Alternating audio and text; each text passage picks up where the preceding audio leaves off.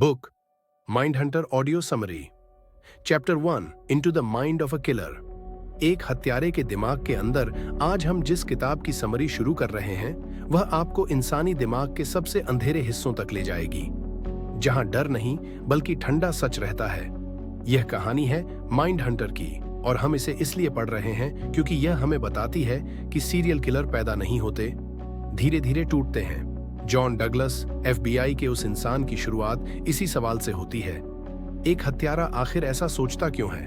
वह सिर्फ शरीर नहीं मारता, वह एक पैटर्न छोड़ता है, एक संदेश, और वही संदेश उसके असली दिमाग का दरवाजा खोलता है। जॉन बताता है कि एक समय था जब सीरियल किलर शब्द भी दुनिया में मौजूद नहीं था। पुलिस बस केस बंद करती थी, लेकिन यह नहीं देखती थी कि बार बार हो रही हत्याएं एक ही सोच से निकल रही हैं। जॉन ने पहली बार यह कहा कि अगर अपराध को समझना है तो अपराधी के मन में उतरना होगा। वह अपने शुरुआती केस का जिक्र करता है, एक कातिल जो अलग अलग शहरों में महिलाओं की हत्या करता था। पुलिस के लिए ये 3 केस थे, लेकिन जॉन ने एक छोटा सा पैटर्न देखा। हर पीड़ित के हाथ एक ही तरह मोड़े गए थे। बस इतनी सी बात ने उसे कातिल की मनोविज्ञान तक पहुंचा दिया। एक ऐसा आदमी जो सिर्फ मारता नहीं था, वह नियंत्रण चाहता था। वह चाहता था कि हर पीड़ित उसके सामने टूटे, चुप हो जाए। उसकी हत्या सिर्फ हिंसा नहीं बल्कि उसके अंदर दबी हुई बचपन की भूख थी। जॉन बताता है कि हर कातिल का मन देखने में अलग लगता है, लेकिन उनके अंदर एक कॉमन धागा चलता है, तन्हाई, दर्द, शर्म, दबा हुआ क्रोध, और वह एक पल जब उनका अंदर का अंधेरा उन्हें पूरी तरह निगल जाता है। माइंड हंटर हमें यह सिखाती है कि हत्यारे की पहचान उसके कदमों में नहीं, उसकी फैंटेसी में छिपी होती है। जिस तरह डॉक्टर बीमारी की जड़ ढूंढता है, उसी तरह प्रोफाइलर अपराधी की जड़ ढूंढता है, उसकी आदतें, डर, कल्पनाएं और दर्द। पहले अध्याय में जॉन यह भी दिखाता है कि FBI ने बिहेवियरल साइंस यूनिट क्यों बनाई, क्योंकि सबूत सिर्फ रास्ता दिखाते हैं, लेकिन अपराधी का मन उसकी असली दिशा बताता है। जॉन कहता है, अगर मुझे कातिल को पकड़ना है तो मुझे उसके दिमाग में जाना होगा, मुझे सोचना होगा जैसे वह सोचता है। यह सुनने में खतरनाक लगता है, पर यही माइंड हंटर की जान है। अपराध को अपराध की तरह नहीं बल्कि दिमाग की संरचना की तरह पढ़ना। अध्याय का अंत एक ऐसे सवाल के साथ होता है जिससे आपका मन भी हिल जाता है। क्या हर इंसान के अंदर थोड़ा सा अंधेरा छिपा होता है? और क्या फर्क सिर्फ इतना है कि कुछ लोग उसे दबा लेते हैं और कुछ उसके सामने घुटने टेक देते हैं? यही माइंड हंटर की पहली सीढ़ी है। यही वह दरवाजा है जिससे हम एक ऐसी दुनिया में प्रवेश करते हैं जहां चेहरे भले इंसानों जैसे हों, लेकिन दिमाग शिकारियों जैसा चलता है। Chapter 2 birth of a profiler. एक प्रोफाइलर का जन्म। आज हम माइंड हंटर के उस अध्याय में उतरते हैं जहां जॉन डगलस हमें बताता है कि एक साधारण FBI एजेंट धीरे धीरे दुनिया का पहला मॉडर्न क्रिमिनल प्रोफाइलर कैसे बना। और यही वह बिंदु है जहां से अपराध को पकड़ने का खेल बदल जाता है। जॉन अपनी ट्रेनिंग के शुरुआती दिनों को याद करता है। वह बताता है कि FBI स्कूल में हर कोई हथियार चलाना, पीछा करना और प्रोटोकॉल सीखता था, लेकिन वह कुछ और खोज रहा था। वह सिर्फ यह नहीं पूछना चाहता था कि अपराधी ने क्या किया, वह जानना चाहता था उसने ऐसा क्यों किया। उसी क्यों ने उसकी दिशा बदल दी।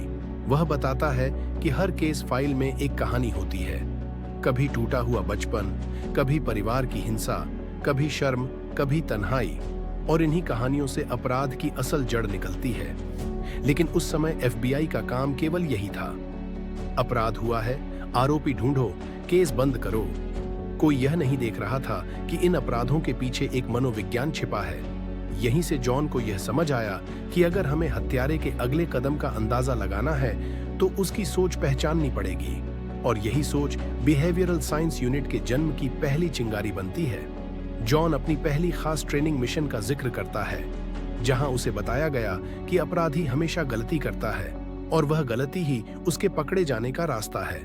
लेकिन जॉन ने एक और बात समझी, कातिल सिर्फ गलती नहीं करता, वह अपने अपराध में एक हिस्सा छोड़ता है, एक हस्ताक्षर, एक पैटर्न, एक भावनात्मक निशान जो उसके दिमाग की तरफ इशारा करता है। एक केस में एक हत्यारे ने हर पीड़ित के पास एक छोटी सी चीज छोड़ रखी थी, एक नीला धागा। पुलिस के लिए यह एक रैंडम चीज थी, लेकिन जॉन ने उसे उसकी मानसिक उलझन का प्रतीक माना। उसके लिए धागा केवल धागा नहीं था, वह नियंत्रण का प्रतीक था। एक छोटा सा संदेश, यह मेरा काम है, मेरी दुनिया, मेरी पहचान। धीरे धीरे जॉन ने समझा कि प्रोफाइलिंग सिर्फ मनोविज्ञान नहीं, यह इंसानी कहानी पढ़ने की कला है, और हर कहानी में छुपा है एक ट्रॉमा, एक कल्पना और एक टूटन। इस अध्याय में जॉन यह भी बताता है कि कैसे उसने अपराधी के मूड स्विच को समझना शुरू किया। एक इंसान कब सामान्य से असामान्य बन जाता है? क्या वह पहले से अंधेरे में जी रहा था, या कोई घटना उसे उस खाई में धकेल देती है? जॉन के लिए यह सब सिर्फ थ्योरी नहीं था, यह एक पर्सनल जर्नी बनती जा रही थी। वह रातों को सो नहीं पाता था, हर केस उसके दिमाग में घूमता रहता था, और वह खुद से वही सवाल पूछता था, क्या मैं भी इतना अंधेरा अपना सकता हूं? क्या मैं भी किसी अपराधी की तरह सोच सकता हूं, बिना खुद को खोए? लेकिन उसे एहसास था, अगर वह यह नहीं करेगा तो कोई भी उन हथियारों को नहीं समझ पाएगा जो दुनिया के सबसे खतरनाक शिकारी बन चुके थे। FBI में धीरे धीरे उसके काम की चर्चा होने लगी। जॉन लोगों के चेहरे, आवाज, बॉडी लैंग्वेज और उनकी छोटी छोटी हरकतों को पढ़ने में माहिर हो रहा था। वह किसी भी अपराध स्थल पर जाकर माहौल को महसूस करता, जैसे कमरे की चुप्पी, खून का पैटर्न, पीड़ित की पोजीशन, और वह कहता था, ये सब बातें उस हत्यारे की कहानी फुसफुसाती हैं। अध्याय का अंत एक महत्वपूर्ण मोड़ पर होता है। FBI ने फैसला किया कि उन्हें एक नई यूनिट चाहिए, एक ऐसी यूनिट जो अपराध को सिर्फ जांचे नहीं, उसे समझे। यही थी बिहेवियरल साइंस यूनिट की शुरुआत। जॉन वहां का पहला हथियार बन गया, एक ऐसा आदमी जो इंसानी दिमाग के सबसे अंधेरे कमरों में बिना डरे चला जाता था, क्योंकि वह जानता था, अगर हम अपराध के पीछे का दिमाग समझ लेंगे तो अगले अपराध को रोक सकते हैं। और यहीं पर से माइंड हंटर का असली खेल शुरू होता है। चैप्टर 3, द फर्स्ट इंटरव्यूज, पहली मुलाकातें, पहला डर। आज की कहानी माइंड हंटर के उस मोड़ पर पहुंचती है जहां जॉन डगलस पहली बार असली राक्षसों के सामने बैठता है। वह लोग जिनके चेहरे शांत हैं, पर दिमाग आग की तरह जलता है, और यही वह पल था जिसने प्रोफाइलिंग को दुनिया के सामने एक हथियार जैसा बना दिया। जॉन बताता है कि जेलों में बंद ये हत्यारे शुरुआत में उसे किसी साइंस प्रोजेक्ट जैसे लगते थे, लेकिन जब वह उनके सामने बैठा, उसने समझा कि असली खतरा उनकी मुस्कान में है। उनकी आंखों में कोई गुस्सा नहीं, एक अजीब सी ठंडक, जैसे वे इंसान नहीं बल्कि इंसानों को समझने का एक्सपेरिमेंट हो। पहला इंटरव्यू उसने एक ऐसे हत्यारे से किया जिसने 7 महिलाओं की हत्या की थी। जॉन कहता है कि वह आदमी इतना शांत बैठा था जैसे किसी पार्क में हवा ले रहा हो।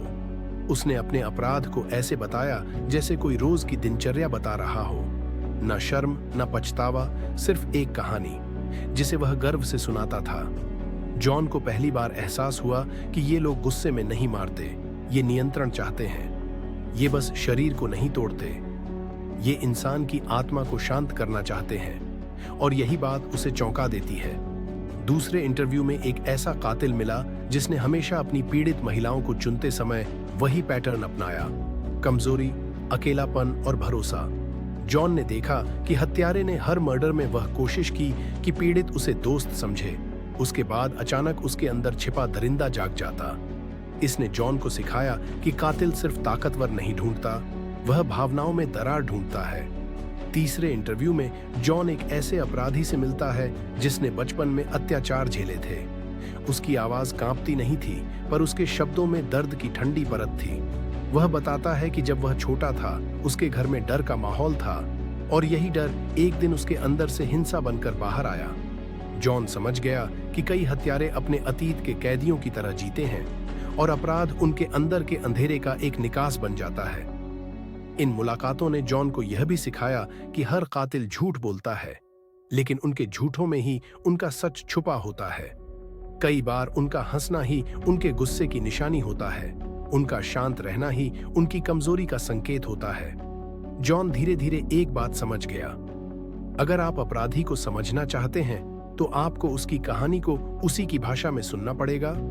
आपको उसके दिमाग की दरारों में उतरना होगा, जहां उसकी फैंटेसी, उसका गुस्सा और उसकी पहचान छिपी होती है। इस अध्याय में जॉन यह भी बताता है कि कितने लोग उसके इस काम से डरते थे, कुछ एजेंट उसे पागल समझते थे क्योंकि वह हत्यारों से ऐसे बात करता था जैसे वे कोई रिसर्च का हिस्सा हों। लेकिन जॉन जानता था कि यह बातचीत ही भविष्य में 100 केसों को सुलझाने की ताकत देगी। इन इंटरव्यूज जब मैं इन लोगों से मिलता था, मुझे ऐसा लगता था कि मैं इंसानी दिमाग के सबसे अंधकारमय तहखाने में खड़ा हूं, और अगर मैं इस अंधेरे को समझ पाऊं तो शायद किसी को मरने से बचा सकूं। यही था प्रोफाइलिंग का असली जन्म। यहीं से जॉन डगलस सिर्फ एक FBI एजेंट नहीं, बल्कि किलर्स के दिमाग का दरवाजा खोलने वाला पहला माइंड हंटर बन गया। क्या आपने कभी सोचा है कि कोई इंसान सामान्य चेहरे के पीछे इतनी गहरी अंधेरी सोच कैसे छिपा सकता है? कैसे कोई बिना पछतावे के बार बार हत्या कर सकता है? और सबसे बड़ा सवाल, पुलिस ऐसे लोगों का दिमाग पढ़कर उन्हें पकड़ती कैसे है? यही सब माइंड हंटर की असली दुनिया में होता है। चैप्टर 3, सीरियल किलर्स का दिमाग कैसे पढ़ा जाता है। FBI के बिहेवियरल साइंस यूनिट के लिए यह अध्याय एक बड़ा मोड़ है। जॉन डगलस और उनकी टीम को अब सिर्फ अपराध नहीं समझना था, उन्हें अपराधी के मन में उतरना था। एक पहला कदम, क्राइम सीन को भाषा की तरह पढ़ना। टीम मानती है कि हर हत्या एक सिग्नेचर छोड़ती है। जैसे कोई कलाकार अपनी पेंटिंग में एक खास निशान छोड़ देता है, वैसे ही एक सीरियल किलर अपराध स्थल पर अपनी मानसिकता छोड़ देता है। अगर शरीर को सजाया गया है, किलर कंट्रोल का दीवाना है। अगर शरीर को छिपाया गया है, किलर डरपोक है, एक्सपोज होने से डरता है। अगर तरीका हर बार एक जैसा है, यह कंपल्शन है, चॉइस नहीं। यह पहली बार था जब FBI ने माना कि क्राइम सीन खुद बोलता है। दूसरा कदम, organised versus disorganised killers. Douglas बताते हैं कि अपराधी 2 मुख्य श्रेणियों में आते हैं। ऑर्गेनाइज्ड किलर प्लान करके चलता है, पीड़ित को चुनता है, घटनास्थल पर सबूत कम छोड़ता है, अक्सर करिश्माई होता है, समाज में घुला मिला रहता है, यानी एक ऐसा आदमी जिसे देखकर आप नहीं पहचान पाओगे कि ये हत्यारा है। डिसऑर्गेनाइज्ड किलर अचानक अपराध करता है, जगह को गंदा छोड़ देता है, शरीर पर बेतरतीब वार, मानसिक अस्थिरता स्पष्ट, ज्यादातर अकेला रहता है। इन दोनों के आधार पर FBI यह अनुमान लगा सकती थी कि हत्यारा कितनी उम्र का है, किस तरह रहता है, उसका रिश्ता कैसा है, उसका काम क्या है। यह प्रोफाइलिंग का जन्म था। तीसरा कदम, किलर की साइकोलॉजी को कैटेगरीज में बांटना। FBI ने पाया कि ज्यादातर सीरियल किलर कुछ खास मानसिक पैटर्न में फंसे होते हैं। पावर कंट्रोल किलर, दूसरों पर हुकूमत चाहता है। हीडोनिस्टिक किलर, दर्द या रोमांच से आनंद लेता है। मिशन ओरिएंटेड किलर, सोचता है कि वह सफाई कर रहा है। विजनरी किलर, आवाजें सुनता है। मानसिक बीमारी। इन श्रेणियों को समझकर डगलस किसी भी नए मामले में लगभग किलर का दिमागी नक्शा बना लेते थे। चौथा कदम, छोटे संकेतों से बड़े सच। कई बार एक बहुत छोटा संकेत पूरी प्रोफाइल खोल देता था। शरीर के पास छोड़ी गई चीजें किसी खास तरीके से बांधना, मृत शरीर के प्रति व्यवहार, अपराध का समय, डे नाइट, पीड़ित की उम्र और प्रकार। डगलस कहते हैं, कातिल बोलता नहीं, उसका तरीका बोलता है। पांचवां कदम, क्यों ये कौशल दुनिया में इतना महत्वपूर्ण हुआ? यह तरीका दुनिया भर में अपनाया गया क्योंकि इससे मामले जल्दी सुलझते थे। किलर को दोबारा मारने से पहले पकड़ सकते थे। पुलिस एक दूसरे से डेटा सीखने लगी। क्रिमिनल साइकोलॉजी एक असली विज्ञान बन गया। और दोस्तों, माइंड हंटर का यही अध्याय हमें सिखाता है कि हत्यारे को पकड़ने के लिए उसके कदम नहीं, उसके दिमाग को पढ़ना पड़ता है। Chapter 5, patterns and signatures. Pattern और सिग्नेचर। अपराध का सबसे बड़ा राज अक्सर छोटे छोटे संकेतों में छिपा होता है, जिन्हें सामान्य नजर देख नहीं पाती। एक प्रोफाइलर के लिए क्राइम सीन कोई तस्वीर नहीं, बल्कि एक भाषा है। हर निशान, हर पोजीशन, हर छोड़ी गई चीज एक वाक्य कहती है। जब तुम इन वाक्यों को जोड़ते हो तो तुम्हारे सामने कातिल की दुनिया का नक्शा उभर आता है। यही बात जॉन डगलस ने सबसे पहले समझी। उसने देखा कि कुछ हत्यारों के कृत्य में बार बार एक ही तरह की आदतें दोहराई जाती हैं। यह आदतें उनकी फैंटेसी, उनका भय और उनकी जरूरतें बयां करती थीं। किसी ने शरीर को सजाया, किसी ने शव को छिपाया, किसी ने कोई छोटा सा आइटम साथ रखा। यह सब सिर्फ रैंडम नहीं था, यह उनके दिमाग की सिग्नेचर थी। सिग्नेचर वह निशान है जो अपराधी छोड़ता है ताकि वह अपनी आंतरिक संतुष्टि पूरी कर सके। यहाँ कोई व्यावहारिक कारण नहीं, सिर्फ मानसिक जरूरत होती है। पैटर्न दूसरी चीज है। यह उस रणनीति का चिन्ह है जिसकी मदद से कातिल काम करता है। पैटर्न हमें बताता है कि वह कहां से आता है, किस तरह के लोगों को चुनता है और किस तरह की योजना बनाता है। ऑर्गेनाइज्ड किलर होते हैं जिनकी चाल समझदारी से बुनी होती है। वे योजना बनाते, शिकार चुनते और सबूत छुपाते हैं। डिसऑर्गेनाइज्ड किलर अधिक अचानक और अनियंत्रित होते हैं। उनके निशान अधिक बेतरतीब दिखते हैं। इनके बीच का फर्क प्रोफाइलिंग की दिशा तय कर देता है। एक छोटी सी चीज, जैसे कि पीड़ित के पास छोड़ा गया एक गुमा छूटा खिलौना, कभी-कभी पूरी कहानी खोल देता है। वह खिलौना कौशल से चुना गया, एक संकेत था कि कातिल को बचपन से जुड़ी कोई भावना आज भी सक्रिय है। एक खास किस्म की कट लगने की शैली बताती है कि कातिल ने किस हत्थे का इस्तेमाल किया, उसकी ताकत क्या थी और कभी-कभी उसकी ऊंचाई कद तक का अंदाजा लग जाता है।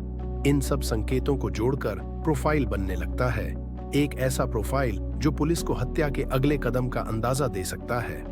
डगलस का एक बड़ा सबक यह था कि सिग्नेचर अक्सर अपरिवर्तनीय होता है। भले ही कातिल अपने तरीके बदल दे, उसकी सिग्नेचर उसकी आंतरिक दुनिया का प्रतिबिंब रहती है। और इसी प्रतिबिंब को पहचानकर कई मामलों में उन्होंने हथियारों को ट्रैक किया। प्रोफाइलिंग सिर्फ अनुमान नहीं, एक सिस्टमैटिक भाषा है, डेटा, फील्ड नोट्स और इंसानी व्यवहार की समझ का मेल। यह अध्याय यह भी सिखाता है कि प्रोफाइल बनाते समय भावनात्मक दूरी बनाए रखना जरूरी है। केस की भयावहता मन पर भारी पड़ सकती है, पर एक प्रोफाइलर का काम है ठंडी आंखों से देखकर पैटर्न पकड़ना, ताकि अगला हमला रोका जा सके। हर बार जब जॉन ने एक सिग्नेचर पढ़ा, उसने महसूस किया कि वह थोड़ा सा उस कातिल के भीतर चला जा रहा है, पर उसने खुद को लौटाना भी सीख लिया, क्योंकि उसी संतुलन ने उसे सक्षम बनाया। अंत में यह कहा जा सकता है कि अपराध स्थल एक किताब है और प्रोफाइलर उसका अनुवादक। पैटर्न बताते हैं कि कैसे और क्यों हुआ, सिग्नेचर बताते हैं कि कौन सी अंदरूनी दुनिया इसे बना रही थी, और जब तुम दोनों को जोड़ देते हो, तब तुम संभवतः अगले अपराध को रोकने की दिशा में एक कदम बढ़ लेते हो। Chapter 6, inside the killers mind. कातिल के दिमाग के भीतर किसी अपराधी को पकड़ने का असली खेल हथकड़ियां डालने में नहीं, बल्कि उसके दिमाग के अंधेरे में उतरने में है। यही काम जॉन डगलस और उनकी टीम करती थी। एक ऐसे कमरे में बैठकर जहां सामने एक खूनी बैठा होता और दोनों के बीच सिर्फ एक टेबल, कुछ कागज और एक ठंडी हवा की लकीर। पर असली लड़ाई उस कमरे में नहीं, दिमाग की सतहों के पीछे चलती थी, जहां कातिल की इच्छाएं, डर और टूटे हुए हिस्से छुपे होते थे। जब डगलस किसी सीरियल किलर का इंटरव्यू शुरू करता, तो वह सवालों से हमला नहीं करता था। वह शांति से बैठता, उनकी आंखों में झांकता और उनकी बनाई हुई दुनिया में धीरे धीरे प्रवेश करता, क्योंकि कातिल सच्चाई से नहीं, अपनी कल्पना से चलता है। वह सोचता है कि उसे कोई समझ नहीं सकता, और यही उसका पहला भ्रम होता है। डगलस उनकी बातों के बीच के खाली हिस्सों को सुनता था। हर रुकावट, हर लंबा सांस, हर छोटी हंसी, ये सब उसके लिए दरवाजे थे जिनसे वह सीधे अपराधी के मानस में प्रवेश करता। कई कातिल खुद को पीड़ित बताते थे, कहते कि दुनिया ने उनके साथ गलत किया, इसलिए उन्होंने समाज से बदला लिया। यह बदले वाली मानसिकता उनके काम के तरीके में साफ दिखाई देती थी। कई बार इंटरव्यू के दौरान डगलस अचानक उनसे एक मासूम सा सवाल पूछ देता, अगर तुम्हें मौका मिले तो क्या तुम फिर वहीं करोगे? और उस एक सवाल पर कातिल का चेहरा एक पल को खुल जाता था। जवाब चाहे कुछ भी हो, उस चेहरे की झलक बताती थी कि अपराध उनकी इच्छा से पैदा हुआ था, मजबूरी से नहीं। एक और चीज जो डगलस ने नोट की, बहुत से कातिल अपनी फैंटेसी में इतने डूबे हुए होते हैं कि उनके अंदर दो दुनिया बसती है। एक बाहर की शांत दुनिया जहां वे सामान्य दिखते हैं, और दूसरी वह अंधेरी दुनिया जहां उनके नियम अलग होते हैं। जब वह अपराध करते हैं तो वे दूसरी दुनिया में जी रहे होते हैं, जहां नैतिकता, संवेदना और दया का कोई स्थान नहीं। इंटरव्यू के दौरान डगलस उनकी भाषा, शब्दों के चयन और भावनाओं की ठंडक को समझता था। कुछ कातिलों में दूसरों को कंट्रोल करने की भूख इतनी गहरी थी कि वे इंटरव्यू में भी ताकत का खेल खेलते थे। वह बोलते कम, पर निगाहों से कहना ज्यादा पसंद करते थे। यह वही संकेत थे जिनसे पता चलता था कि अपराध करने के समय वे किस मानसिक अवस्था में थे। लेकिन हर इंटरव्यू आसान नहीं था। कई बार डगलस को उनके साथ घंटों बैठना पड़ता, क्योंकि सबसे गहरे सच जल्दी नहीं खुलते। कभी कभी कातिल हंसते हुए बातें करते थे, जैसे वे किसी शौक के बारे में बता रहे हों, और यही सबसे डरावना हिस्सा था, उनकी इंसानी भावनाओं से दूरी। यह दूरी ही बताती थी कि वे अपराध को इंसान की तरह नहीं, एक प्रक्रिया की तरह देखते थे। इन इंटरव्यूज से जॉन को यह भी समझ आया कि हर कातिल सिर्फ अपनी फैंटेसी से नहीं चलता। कई बार उनके बचपन के आघात, परिवार की टूटन और पुराने जख्म उन्हें उस अंधेरे की ओर ले जाते हैं जहां से वे कभी वापस नहीं आते। पर यह भी सच है कि हर दुखी इंसान कातिल नहीं बनता। फर्क यह है कि कौन अपनी चोट को नफरत में बदल देता है और कौन उसे भीतर ही दफना देता है। कातिल के दिमाग को पढ़ने का सबसे कठिन हिस्सा यह था कि डगलस को खुद को हर समय भावनात्मक रूप से दूर रखना पड़ता था। वह जानता था कि अगर वह इन कहानियों की गहराई में बहुत ज्यादा डूब गया तो वह खुद भी अपनी मानसिक छाया खो देगा। इसीलिए वह हमेशा एक रेखा बनाए रखता, इतना करीब कि सच सुन सके, पर इतना दूर कि खुद को बचा सके। इस अध्याय का सार यही है कि जब तुम किसी कातिल के दिमाग में प्रवेश करते हो तो तुम सिर्फ उसके अपराध को नहीं समझते, बल्कि उस अंदरूनी मशीन को देखते हो जो उसे हर बार उसी दिशा में धकेलती है। और जब एक प्रोफाइलर इस मशीन की गति, दिशा और पैटर्न को समझ लेता है, तभी वह अगले अपराध को रोकने की दिशा में असली कदम रख पाता है।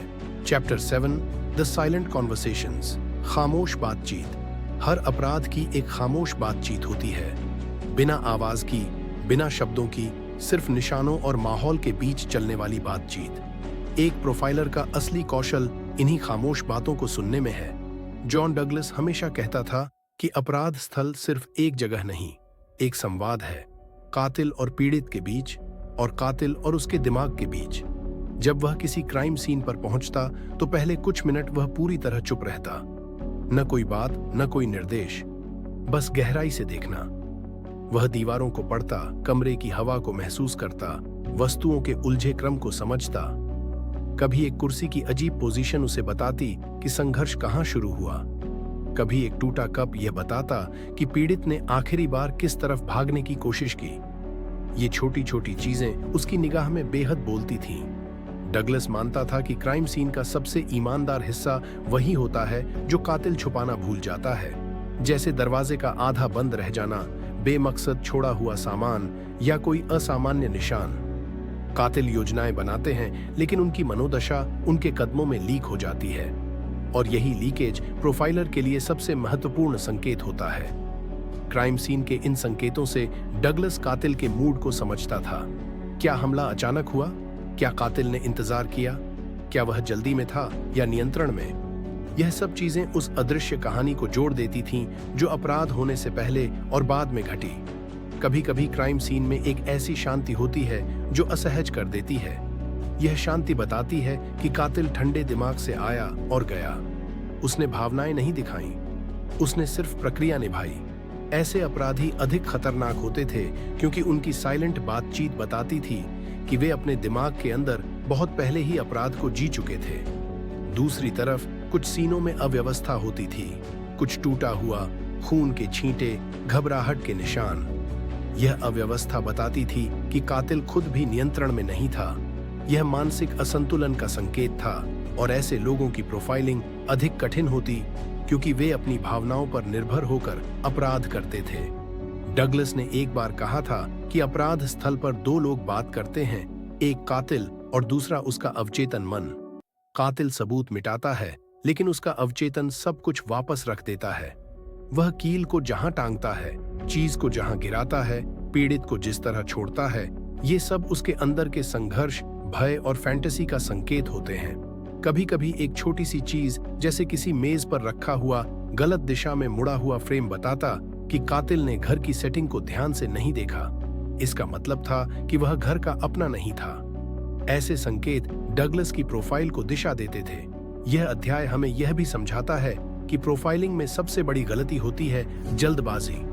जब आप जल्दी निष्कर्ष निकालते हैं तो आप उस खामोश बातचीत को अधूरा छोड़ देते हैं, और कई मामलों में यही एक छोटी जल्दबाजी असली अपराधी को ढूंढने में महीनों लगा देती है।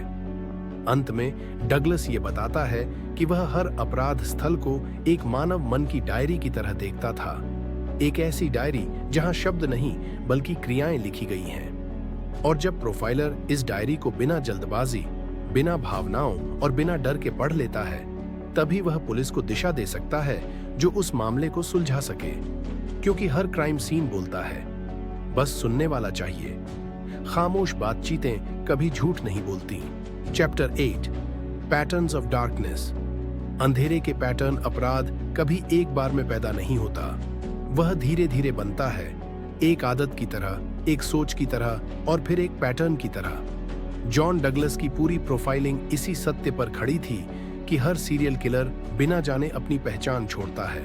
वह अपनी फैंटेसी, अपनी इच्छाओं और अपने डर को अपराध की संरचना में दर्ज कर देता है। यही पैटर्न प्रोफाइलर को बताता है कि वह कौन है। जब डगलस नया केस पढ़ता था तो वह हमेशा सबसे पहले देखें, क्या अपराध में कोई दोहराव है, क्या चीज हर बार एक जैसी है, जैसे पीड़ित की उम्र, हमला करने का तरीका, समय, जगह या किसी वस्तु का हटाना या रखना। ये चीजें कातिल की सोच का खाका बनाती थीं। बहुत बार सीरियल किलर खुद भी नहीं जानते थे कि वे क्यों वही करते हैं, पर उनका अवचेतन मन उन्हें उसी दिशा में धकेलता है। एक कातिल हर बार पीड़ित को पानी के पास छोड़ता था क्योंकि उसे अपने बचपन में नदी से जुड़ा एक ट्रॉमा था। उसे यह याद भी नहीं था, पर उसका दिमाग हर बार उसी दिशा में ले जाता था। क्राइम पैटर्न सिर्फ अपराध की संरचना नहीं, कातिल की मानसिक खिड़की होते हैं। डगलस इन्हीं खिड़कियों से झांककर यह समझता था कि अपराधी अंदर से कैसा दिखता है। क्या वह अपनी शक्ति दिखाने की कोशिश कर रहा है? क्या वह बदला ले रहा है? क्या वह डर से भाग रहा है या किसी कल्पना का पीछा कर रहा है? एक केस में डगलस ने देखा कि कातिल हर हत्या के बाद पीड़ित का चेहरा ढक जाता था। यह पैटर्न बताता था कि अपराधी को अपने काम पर शर्म आती थी, जबकि एक दूसरे केस में कातिल हर बार पीड़ित के चेहरे को खुला छोड़ता था, जैसे वह अपने शिकार को प्राउडली दुनिया के सामने दिखा रहा हो।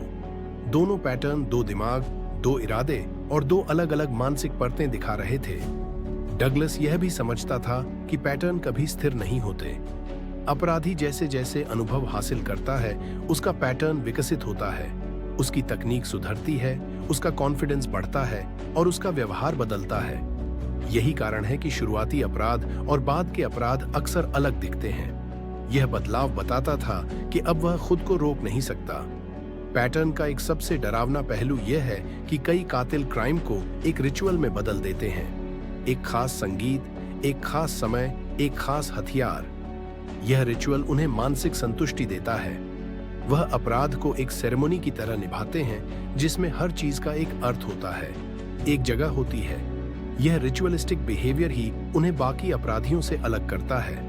डगलस ने कई बार पुलिस टीम को चेतावनी दी कि पैटर्न को समझे बिना सिर्फ सबूतों पर भरोसा न करें, क्योंकि सबूत बाहर की दुनिया में दिखते हैं, पर पैटर्न अपराधी के दिमाग में छुपे होते हैं और असली पकड़ इन्हीं से होती है।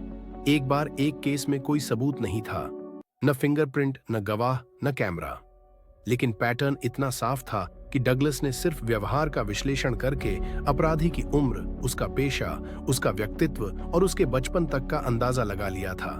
बाद में अपराधी मिला तो हर अनुमान सटीक बैठा। यह वही शक्ति है जो अंधेरे के पैटर्न देते हैं। यह अध्याय एक बात गहराई से समझाता है, अपराध पैटर्न सिर्फ जांच नहीं, एक भाषा है। एक ऐसी भाषा जिसे कातिल अनजाने में बोलता है और प्रोफाइलर सुन लेता है। और जब एक अच्छा प्रोफाइलर इस भाषा को पढ़ना सीख लेता है, तब वह अपराध को रोकने से पहले ही अपराधी के मन में प्रवेश कर सकता है, क्योंकि अंधेरा कभी मौन नहीं होता। वह हमेशा अपना पैटर्न छोड़ जाता है, बस उसे पढ़ने वाला चाहिए। Chapter 8 inside the killers evolution. कातिल की मानसिक बढ़त। हर कातिल जन्म से सीरियल किलर नहीं होता। वह धीरे धीरे उस रूप में ढलता है, एक सोच से, एक आदत से, एक गलत अनुभव से और फिर उस अंधेरे की तरक्की से जिसे वह खुद भी समझ नहीं पाता। जॉन डगलस इस बात को हमेशा समझते थे कि अपराध सिर्फ एक एक्ट नहीं, बल्कि एक विकास है। एक ऐसा विकास जो बचपन से शुरू होकर वयस्क अपराध में बदल जाता है। जब डगलस किसी सीरियल किलर का इंटरव्यू लेता तो वह उसके शब्दों से पहले उसकी आंखों को पढ़ता था, क्योंकि उसकी आंखें बताती थीं कि वह कब टूट गया था, वह किस उम्र में अंधेरे की तरफ मुड़ा, वह कब से खुद को दूसरों से अलग महसूस करने लगा। हर अपराधी की एक टर्निंग पॉइंट होती है और यही टर्निंग पॉइंट उसके भविष्य को अपराध की तरफ धकेल देती है। इस विकास में सबसे बड़ा हिस्सा होता है फैंटेसी। कातिल शुरू में कल्पनाएं करता है, छोटी, असहज, पर उसके लिए रोमांचक। समय के साथ वही फैंटेसी उसके दिमाग में एक फिल्म की तरह चलने लगती है, जिसे वह बार बार देखता है। फिर एक दिन वह फिल्म असलियत बन जाती है। डगलस कहता था कि फैंटेसी एक सीरियल किलर का रिहर्सल रूम है और अपराध उसका लाइव प्रदर्शन। सीरियल किलर्स अक्सर खुद को पावरफुल महसूस करना चाहते हैं। वे नियंत्रण को अपना हथियार बनाते हैं और यही बढ़त यानी एवोल्यूशन उन्हें पहले अपराध से दूसरे अपराध की तरफ और फिर तीसरे की तरफ ले जाती है। हर क्राइम उन्हें थोड़ी और हिम्मत देता है। हर बार वह अपने तरीके सुधारता है। हर बार उसका डर थोड़ा और कम हो जाता है। डगलस ने एक केस बताया था, एक अपराधी जिसका पहला क्राइम बेहद अव्यवस्थित था, लेकिन तीसरी हत्या तक वह पूरी तरह शांत, व्यवस्थित और कॉन्फिडेंट हो चुका था। यह बदलाव बताता था कि वह सीख रहा था। यह सीख ही उसे और खतरनाक बना रही थी। अपराधियों की इस मानसिक बढ़त का सबसे डरावना पहलू यह है कि वे अपने किए को गलत नहीं मानते। वे इसे एक उपलब्धि की तरह देखते हैं, एक विजय की तरह, जैसे वह अपने दिमाग में खुद का ताज पहन रहे हों। यही ट्विस्टेड साइकोलॉजी ही उन्हें समाज के लिए सबसे खतरनाक बनाती है। डगलस यह भी समझ चुका था कि किसी अपराधी को पकड़ने के लिए उसकी इस मानसिक यात्रा को समझना बेहद जरूरी है। वह शुरुआत कहां से हुई? वह फैंटेसी कब पैदा हुई? उसने पहली बार कब महसूस किया कि उसे दूसरों के दर्द से ताकत मिलती है? यह सब बातें उसके भविष्य के अपराध की दिशा तय करती थीं। हर कातिल की इस जर्नी में एक चीज हमेशा कॉमन होती है, वह अकेला होता है। वह समाज में रहते हुए भी समाज से कट चुका होता है और यही अकेलापन उसे अपराध की तरफ धकेलता है। डगलस इस अकेलेपन को अपराध का पहला बीज कहता है। अंत में डगलस यह संदेश देता है कि कातिल की मेंटल इवोल्यूशन को समझना सिर्फ अपराध सुलझाने के लिए नहीं, बल्कि अपराध रोकने के लिए भी जरूरी है। जब आप किसी व्यक्ति के व्यवहार में धीरे धीरे बढ़ते अंधेरे को पहचानना शुरू कर देते हैं, तब आप आने वाले खतरे को पहले ही महसूस कर लेते हैं। अंधेरा अचानक नहीं आता, वह कदमों की आहट के साथ आता है और प्रोफाइलर का काम है उन कदमों को सुनना, समझना और समय रहते रोक देना। अगर आपको यह अध्याय गहराई तक महसूस हुआ, अगर आप भी इंसानी दिमाग की इस सच्चाई को समझते हैं, तो जुड़िए हमारे साथ, क्योंकि अगला अध्याय और भी ज्यादा चौंकाने वाला होगा। आप सुन रहे थे Rishika diaries audio book channel, जहां हम किताबों को सिर्फ पढ़ते नहीं, उनके अंधेरों को रोशनी में लाते हैं। अगर यह जर्नी आपको पसंद आ रही है तो प्लीज लाइक, शेयर और सब्सक्राइब करके हमारा साथ दें। आपका एक क्लिक हमें अगला अध्याय बनाने की हिम्मत देता है